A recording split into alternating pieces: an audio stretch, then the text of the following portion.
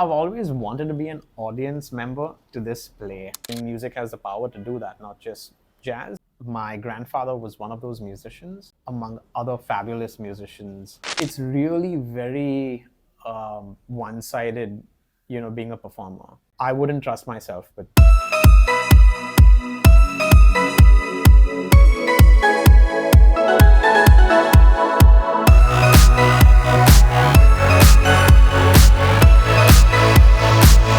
Life, theatre too has its own rhythms and melodies. And who better to speak of it than the versatile performer Rhys D'Souza? Rhys Sebastian D'Souza? Either one's fine. That's cool. I'm thinking there's only one of me out there. Of course, with all your talent, I don't know. definitely. Sorry, humble brag. But you are so closely linked with music, and you've just come out with a play which delves into a unique musical culture of Bombay. So, do you want to start by telling us what the play is all about? Yes, this play is about, it's got a lot of history, a lot of factual information of musicians who contributed to the Hindi cinema, more specifically to do with music in Hindi cinema in the 50s, 60s, and 70s. And my grandfather was one of those musicians, uh, among other fabulous musicians. And I think it just talks about that, really, about the era gone by and maybe where music then started to change after that. But it focuses on the lives of those musicians who sought out work back in the day, Right. to move, cities, sometimes also families, and yeah, it's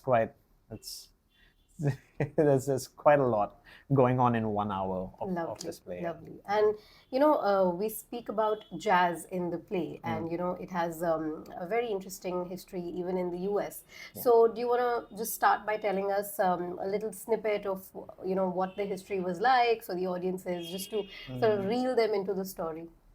I've always wanted to be an audience member to this play. I feel like I'm only seeing it from one lens. Jazz isn't just a genre, it really is a culture, and Yeah. it can be also a language of sorts. Definitely.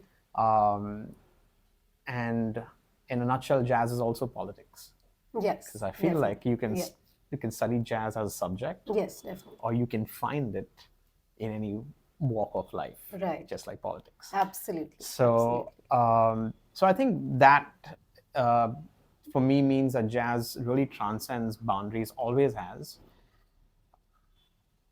But if we needed to study it as a subject, then it isn't necessarily an Indian subject. But it did make its way before the 50s with musicians traveling from the US, from the UK, stayed here. And fortunately, there were some people who did happen to teach a lot of Indian musicians, Western instruments, Western notations, and that made its way to the hotels and to different performance centers and venues that they might have had back in the day. At least I'm thinking like that. Yes, yes. And from there, it's been a pretty long journey. It seems very short because it's predominantly a Western study, if of sorts. But I think that it's an art form that requires both uh, a performer and a listener. Yes. And it's very symbiotic, that relationship. I don't think either can survive without the other. Absolutely. And jazz is all about the soul of the performer, right? And you are also performing in the play. So could you just tell us how it was to prepare for this, and what are you doing in this? Just a little bit about that. I'm still preparing. It's been 18 years, close to 18 years. Quite often I joke about this to some of my friends, and very recently, just with Denzil, I was around 17 when I first started doing this. And I think I was a bit too young to understand a lot of things that were going on in the play. But as I grew older, I just realized how strong the script is that Ramu has written, and how it keeps coming back to everyday life. So every time we do another show, I'm trying to see if I can pick something new again that I can not necessarily work on for the next show, but just sit with it, let it sit with me also, as I navigate life outside stage. And then, maybe 4 or 5 shows later, maybe 4 or 5 years later also, some things might start to dawn on me. So that's usually how I prepare for something like this. This is a very unique role, and a production which if I'm being very candid and very honest, I feel there's a slight angle of nepotism here, because of my grandfather and my family having been involved in the music industry, but also in the film cinema for years. Having said that, I would still like to think that I add some value to this. But this is not just about me. This goes beyond me and beyond some of the musicians and artists on stage here, because without the artists of the years gone by, we wouldn't really have this. So this play is constantly challenging the way I think about production, about my role in this production, but also really about life, because the script that we have here is really a reflection of the years gone by, the present times, and maybe what maybe we should expect from the future, and also maybe uh, trying to maybe also keep it open-minded. The idea of a musical play or anything that delves into music on stage, it's very difficult to sustain it for so long. So because the budgets are huge, and there are a lot of logistical challenges for a musical to be successful in India, especially speaking of English music, right? So what do you think has been the secret sauce for the long I think you answered that question there itself. It's logistics. It really, it's. I think this is one of the meanest productions that we've been part of, that I have been part of actually, and that all comes down to the people that have thought so brilliantly about how to put something like this together, but not for the sake of longevity, I would say. I think it's just about that first show that has happened, and fortunately, things have kind of clicked with that. So a lot of credit goes to uh, Etienne Coutinho, who's the director. There's also um, Ramu Ramanathan, who's written such a wonderful script. Keeping in mind that I don't know if we actually kept it in mind, but maybe thinking that less is more, really, and I've always liked that approach. It feels very easy, feels like there are lesser variables to work with, which means that uh, consistency might just be given that hope. In today's ever-changing world, landscape, soundscape, entertainmentscape, there's just so much that's changing. So yeah, I do very firmly believe that less is more. This is what we've tried to do here with this production, and again, we're just taking it one day at a time, really. So that's another way to look at it. Yeah. Right. And the play borrows a lot from the research of journalist Naresh Yes, Fernandez, that's right. And you told us that you have a personal connect to the story and the unfolding of it yourself, with your family. So, any interesting things about that culture, that time, your grandparents that you observed from the research that you took back? No, but it's all unfolding um, at its own pace, and I'm not actively searching for it. I think it's just happening to one another. When I meet musicians, when I meet children of these musicians who come for the play, who speak to me about what their parents did. There's also Bras Gonsalves's grandson, Jared Rodriguez, who is a wonderful sax player as well. So, so I've kind of found my own contemporary there. And I think it's that reflection that I spoke about earlier, maybe not in detail, but I start hearing about stories through these people. And I think that's when it makes what we do even more real. It's not Wow. just um, historical, factual information that's been woven so neatly and so easily by Ramu. So I think, yeah, of course, the work that Naresh has put in, and that Ramu has also, tried to adapt that for for us to consume it, but not just the listener, but also the artist, is really cool. I've never thought about it like this when you just asked that question, but it does feel like it's taken its time to leave its own impact. And it's really nothing to do with the performer, it has everything to do with the actions of musicians. Um, and then, of course, Naresh, Ramu, uh, Etienne, Denzil, a bunch of other people that have helped it get here. Right. For a performer, and especially after a play, what happens is that the initial response of the audience really explains what is it that they've been feeling about it. So, what reflection do you have about the response of the audience? I don't know. I don't know because it's really very one-sided. Being a performer, you only see it, I think, in a very myopic view, because I'm so concerned with the performance that I can gauge appreciation, of course, but it won't come close to actually being in the audience's shoes and seeing what that means. So I rely on other people for that.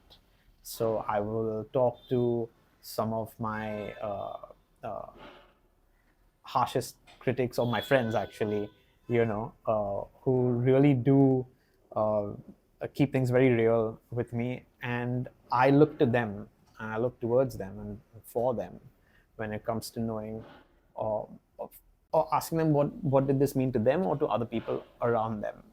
Um, I wouldn't trust myself with my own opinion there. Otherwise, yeah, not right now, at least. Right. And you yourself have such a great repertoire, and you've worked so much in the world of music as a saxophonist and everything. So, as a musician, um, what does this play mean to you? I think it's a privilege to be able to be part and play a small part or a significant part, whatever it is, of someone else's journey, which is still being carried forward. And I try not to take that for granted because, like I said, this was there before me. It goes beyond me. So that's what it means to me right now. I'm very grateful for it, and I understand the privilege that's been bestowed upon me to be able to be part of this play, be on stage, perform uh, my own renditions, sometimes improvisations of some of these songs every night, or every night we do the show, very differently every time. So I have the freedom to do that. And it's like, I think I mentioned this before when I had to give a quote. It's heightened reality theater. I feel like it's a vacuum where there are fewer do-overs, but the really exciting things that come with it are uh, reaction. How do you react to something, and how do you uh, not just convince the audience that what you're repairing on the fly is right, but how do you convince yourself also sometimes? So yeah, yeah. And jazz or it has a very strong sense of community wherever it's performed. And even in this case, we get to see the life of a community and a very specific subculture. So if you just had to kind of take a broad view and see what does this do for the subculture, for the community, and why is it important to tell this story at this point of time? there's never a bad time to tell this story, but I feel like if there's consistency or there's uh, we can keep the story going and being told, that would be the greatest service towards musicians, music, and jazz, of course. They say it takes a village to raise a child, but I think this is like a village. It takes a village to raise a village only. Right. It is quite. I think it just needs time. I think it needs people's time, really, and it doesn't need too much of it. I think. I think it just needs to happen in its own time as well. Indian English music, if you can call it that, English music being performed in India, Correct. that was always considered the secondary thing, because we have a strong culture of classical music and Yes. everything. Same goes for Indian English writing, everything. But with this story being told and mainstreamized, what is the vision that you see? Like especially in terms of the people that made this music, a part of India and a part of Bombay, and all of that, and it must not have been easy, given the strong influence of Bollywood that we have. So, with all of that, what do you see it in terms of a vision for the future? I think we've just gotten started, really. If this were to be a book, this is just the forward. Everything that's been started since the 1940s to get till this point is maybe just the first paragraph of that, if we had to look at that. And sometimes that's enough also. But it needs its time. I think it needs time to write itself out. I think we don't know what the rest of the book holds, because this will transcend time. And I think music has the power to do that, not just jazz, but music really. Blessed to be in a position where we can take the time out to listen, at least for me. And if that's then, and we give ourselves a chance to do that, then who knows where this could really go. But I think this is well beyond my understanding as to how things work, how they were in the past, and what it will be like in the future. Because the past was just not too long ago. We get a chance to reenact the past every now and then through this play. I get to learn things again and again, maybe absorb it. But the world's also changing very quickly. And, we in India are not as far as what we may have been like 20, 30 years ago. And it's just about how we now consume information, how open we are to new information, to be maybe discerning also about new information. And I think that's the world we're in. So it's about maybe just trying to ride this wave with it. Yeah. And hopefully inspire a new generation of musicians as well. So, Yeah, I think they're going to do. I think for us, we can only ride this out through our actions, and the audience, the younger generation, kids, children, they aren't fools. Actions speak louder than words. I think they're going to be able to see a lot of that for themselves and make the decision themselves. And I think whatever decision they make will be good, because it's not just about playing, but we need people to listen also. yes. And like I said, it's a symbiotic relationship. It cannot survive without each other. So even if there are people who listen, because I know Denzil, he's a wonderful listener. And without him, I don't think we'd be able to also do a lot of what we've done so far, because he's that kind of person who, fortunately for us and for me here, he also has a hand in theatre, and he knows how to maybe, from his perspective, bring the power of what he listens to up the stage for people like him who listen. Right. I'm a performer. Mostly I see a lot of things. I'm only beginning to learn to listen, So, so we need a lot of that. So whether it's someone who plays or listens, I think it'll always stay like that. I feel it's like that through like that. truth scale. It's always like this. I think it'll always stay like that. Yeah, where you'll have someone who plays. If there's someone to play, there'll be someone to listen to it. But it's only if there's someone who listens, will there be someone to play. So, because I don't think you can only play for yourself. Right. It's okay. Yeah. But I think as performers, you want to play for someone else. Yes. You want to be seen. Yes, absolutely. Of course. Absolutely. Yeah. And yes, with that, we've had a fascinating conversation on a wonderful play that they're, a part of, and we wish you all the best. And do you want to tell our audience members where they can watch the play? Yes, of course. So Bombay Jazz is going to be back at Prithvi Theatre on April 4th at 7 p.m. and 9 p.m. And you can get your tickets on Book My Show. And we'd like to thank Mumbai Theatre Guide for helping us amplify this message, because it takes a village to raise a village. Sorry. Thank you so much. Thank you so much for your time, Yeah. and thank you, and keep doing the wonderful work that Thank you you. You can edit the last part out. It's fine. do. No. Just for context. Thank you. Thanks.